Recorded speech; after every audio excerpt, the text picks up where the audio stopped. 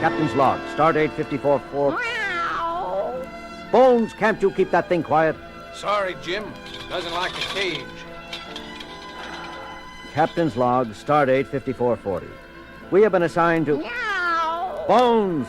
All right, Jim. I'll take it down to sick bay and house it with our experimental animals. Just remember, I was prepared to treat an ambassador, not to babysit an ill-tempered tabby. I understand, Bones. We're all upset about it. Yeoman, give me a hand with this, will you, please? Yes, sir. I confess, Captain, that for a change, I find myself empathizing with Dr. McCoy. This is a considerable disappointment. For me, too, Spock. Captain's log, stardate 5440. The Enterprise has been ordered to transport the pet Moauv of the Moavian ambassador from Centaurus base to his home world of Moauv. We are proceeding on course as rapidly as possible. Mr. Sulu. Captain? How long till orbit insertion around Moauv? Approximately 2 standard weeks, 6 hours, 30 minutes, sir. 2 weeks. Removing a Starfleet cruiser from commission for 2 weeks just to pamper someone's pet. It does seem rather extraordinary, Captain, but then the Moavian situation is extremely delicate. At the moment, they are neutral. But since they lie near both the Federation and the Klingon Empire, it seems certain they will eventually ally themselves with one or the other. The Moavians are an advanced, logical people. Logical? Do you call the Moavian ambassador's concern over his pet logical? Logic and affection are not necessarily mutually exclusive, Captain. I speak from personal experience. I had a pet sailot once that... Maybe so, Spock, but when you expect to play host to a full ambassador and find yourself carrying a cross between a nervous bobcat and a furry lizard... Kirk here. Jim, you were worried about this being a dull trip? What's happened, Bones? Yeoman Prentice and I were moving the Moauv into sick bay. We bumped into a wall making the turn, and apparently the Moauv panicked. We dropped the cage, and the blasted latch broke. The Moauv got out. Got out? All right. Where is it now? That's the trouble, Jim. We don't know. You know how timid it's been since the Moavian crew sent it aboard. When the latch went, it took off down the corridor like a shot. You let it get away, Doctor. Who's that? Spock? Listen, Spock, that thing's got claws as long as my middle finger. I'm a doctor, not an animal trainer. Not that we didn't try. Prentice took a dive at it. His arm should stop bleeding any minute now. For the Horsehead Nebula, what next? Okay, Bones, stay where you are. Mr. Spock. Captain? Take a security crew or 2 down there. Use nets. We'll have an interstellar incident on our hands if that Moauv is hurt.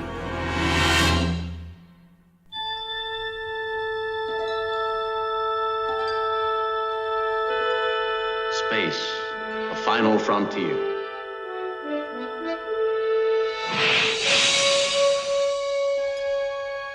These are the voyages of the starship Enterprise.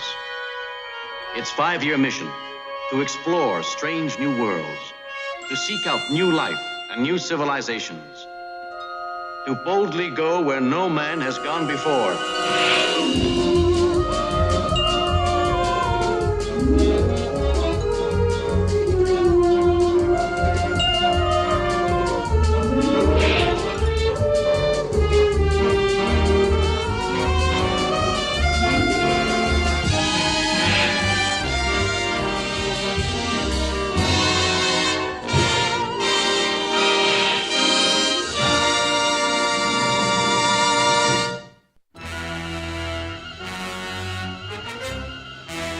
Uhura, broadcast a warning for all hands to keep an eye out for the animals. Most of them have seen pictures of it. Seal all decks above and below sickbay. At least we can keep it in one area. Very good, Captain. Put me on the intercom. I'll do it myself. This is the captain speaking. The Moavian Moauv, the pet of the Moavian ambassador to the Federation, has escaped. It's loose somewhere near the sickbay. Yeoman Prentice has already been injured attempting to recapture it. I want no more such injuries. Anyone sighting the creature is to contact security immediately. Make no attempt to approach it. Kirk out. Where did you last see it, Doctor? It took the branch to the left, Spock. I don't think it went too far. It's probably cowering in a dark corner somewhere nearby, waiting for kindly old Spock to pick it up. Oh, Mr. Spock. Yes, Yeoman? See this arm? If you're going to pick it up, do it carefully. I'll remember that, Yeoman. Spock?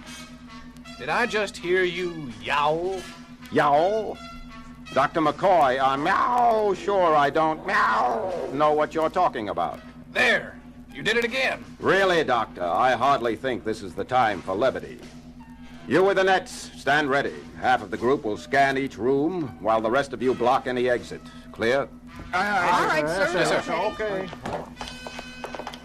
Prentice, did you hear it too? Hear what? Is that so? You better pay more attention, yeoman, or you'll never rise above. Good Hippocrates. Did I just growl at you, Prentice? Meow. Holy reaction. Me too. Captain, What is it, Lieutenant? I'm getting some very strange reports from sickbay level. In what way strange? Well, sir, there are several reports of fights breaking out among the crew. Fighting? Yes, sir, but that's not what's so peculiar. The voices of those reporting in, they tend to be... I thought it might be static, but not on every channel. Tend to sound like snarling, sir. Easy, Lieutenant. Those kinds of reports can upset anyone. It's true, sir. They sound almost cat-like. Wait a second. Here's another one. Put it on the bridge speakers, Lieutenant. This is Security Officer Gibson reporting. Captain, I need help down here. Discipline's breaking down throughout this level, I think. Get away from me!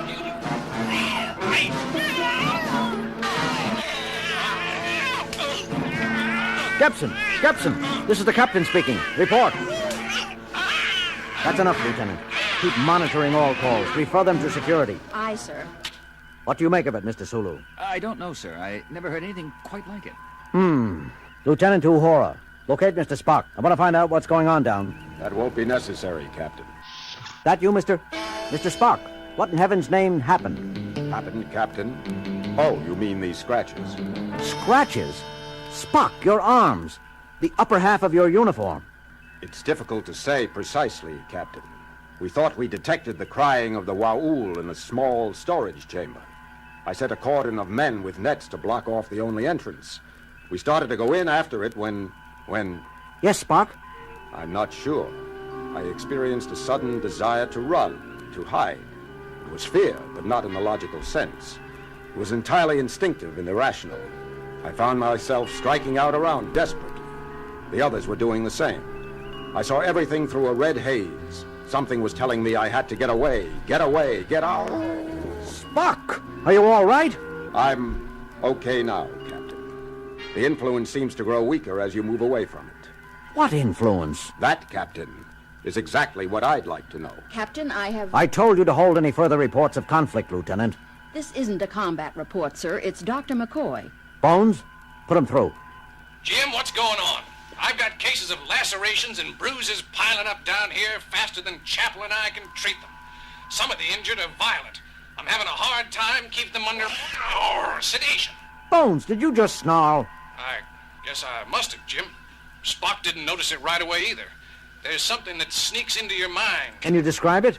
Some influence overpowers your emotions and thoughts. The sole urge is to strike out and run in blind panic. That's it. Panic.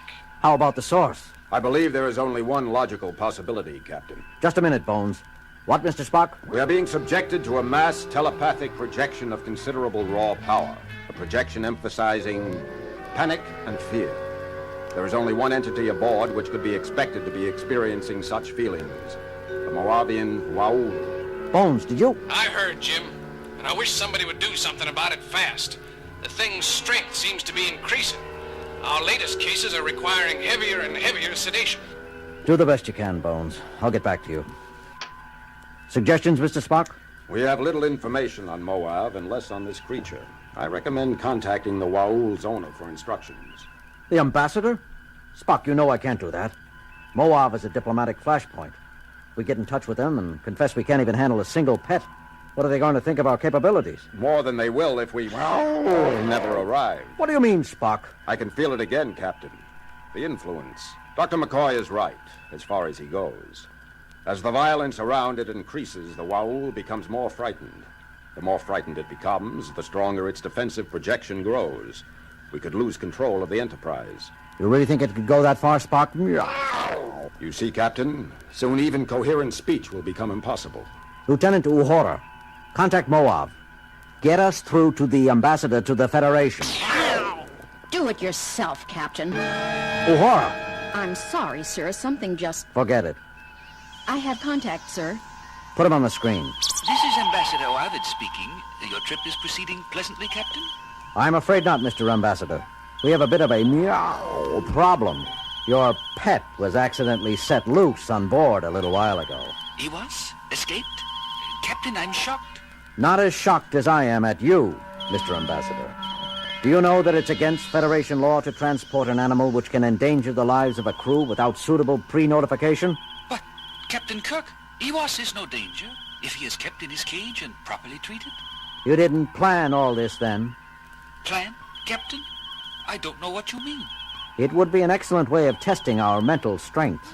Captain Kirk, I resent your insinuations. I shall file a formal protest with your government. Excellent. It'll go well with my report. Come now, Captain. Such unpleasantness isn't like you. Are you by chance feeling out of sorts? As if you didn't know. Wow. How do we go about recapturing your Moauv? That does present a problem, doesn't it? The more frightened Iwas becomes, the harder it will be to approach him while retaining one's own thoughts. How long has he been free? Spock? About 40 minutes, Captain, I should guess. 2/3 of a ship hour, Mr. Ambassador. A long time. How about telling us how to shorten it? But that's just it, Captain Kirk. You see, we don't know how to recapture a terrified Moauv either. The only thing I can suggest is to get within, let's see, 300 of your meters of him and shoot him full of PAC-M or LQ tranquilizer. A Moavian drug, Captain. I doubt we have any aboard. Even if we did, we can't shoot around 300 meters of corners. I am sorry for you then, Captain. You must let me know if you come up with a solution. And now you must excuse me. I have an important appointment with the Minister for Foreign Affairs. Wait a minute, you can't just... Transmission terminated, sir. I'm attempting to reestablish, but they don't acknowledge. Keep trying. Mr. Spock? I see no choice but to make another attempt with the Mets. All right. Good luck. Meow. Ow. Who needs it? Sorry, Captain. The influence. I know, Mr. Spock. I can feel it myself now. Lieutenant, any luck? No, sir. I will continue to... Never...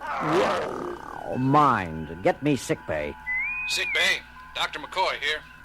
Bones, the Moavian ambassador said a couple of strains, M or LQ, of a tranquilizer called PAC would put the Moauv under. PAC? Never heard of it. We've had practically no exchange of information yet with Moavian medical personnel, let alone veterinarians. Check the medical computer anyhow. Maybe there's a hypothesized Federation analog. I'll try, Jim, but we're pretty busy down here. I need that drug, Bones. I'll see what I can dig up. Sick bay out. Mr. Sulu, take the helm. I'm going with Mr. Spock. Yes, sir. Uhura, if you or Sulu find yourselves going under the influence of this thing, put out an automatic mayday describing our situation. Yes, sir. Yes, sir. This the Carter? Wow. Or Spock? Yes, Captain. You can fight it a little, but it digs at you, pounds away like a hammer. Like a hammer? Spock, I just had an urge to take a swing at you. I am experiencing similar leanings towards belligerent action, Captain. We should be nearing the Waul's last known hiding place. It's growing stronger, Mr. Spock. Wow. I can't... It's just sitting there, Spock. Wow. Yes, Captain. Oh, it's truly frightened. Just another few meters, Captain, and we can get the net on it. Get it on yourself, Spock. Captain, I must get away. Get away. Tear, kill.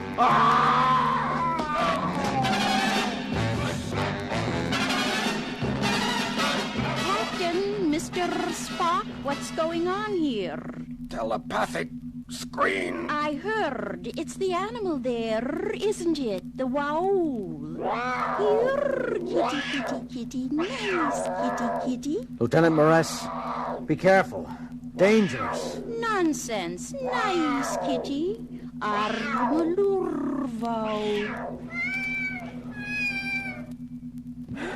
Mr. Spock, you all right? Yes, Captain. I must report myself under arrest for assaulting... No, Spock. You had no control over your thoughts. Is this poor, scared little furball what's been causing all the ruckus? Listen to it purr, Spock. Lieutenant Moress, what did you do to it? Do? Why, nothing, Captain. It was frightened out of its mind, that's all. I was off duty asleep until the noise of fighting in the corridor outside disturbed me. I learned what was happening and was on my way to the bridge when I saw you and Mr. Spock fighting. There, it's all right now. But why? Naturally, Lieutenant Moress is not affected. She is of feline ancestry herself and clearly able to empathize with primitive feline thoughts. The Waul detected assurance in a kindred spirit and at once relaxed. Lieutenant, you're hereby relieved of communications duties until we arrive at Moauv and deliver this pet to Ambassador Oavid. Till then, your sole responsibility will be to see to the care and feeding of Iwas here.